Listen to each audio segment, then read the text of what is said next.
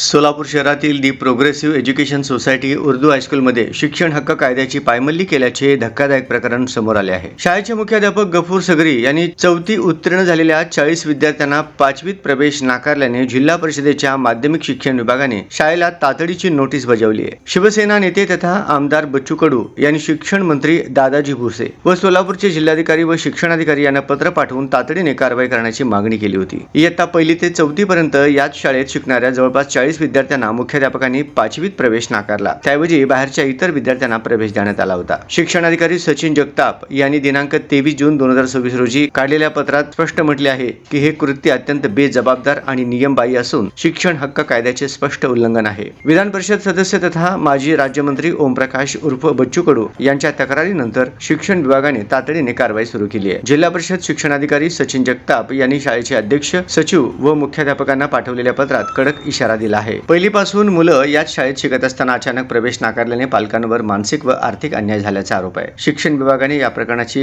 गंभीर दखल घेतल्याने मुख्याध्यापक गफूर सगरी यांच्या अडचणीत वाढ झाली आहे। शाळेने खुलासा न दिल्यास किंवा विद्यार्थ्यांना प्रवेश न दिल्यास मुख्याध्यापकांवर फौजदारी कारवाईसह दंडाची टांगती तलवार आहे। शिक्षण हक्क कायद्यानुसार शाळेवर दंडात्मक कारवाईही होऊ शकते। ही कारवाई इतर खासगी शाळांनाही धडा ठरणार आहे। 8वी पर्यंत कोणत्याही मुलाला शाळेतून काढता येत नाही हा नियम धाब्यावर बसवणाऱ्यांना आता शिक्षण विभागाचा दणका बसणार हे स्पष्ट झाले आहे।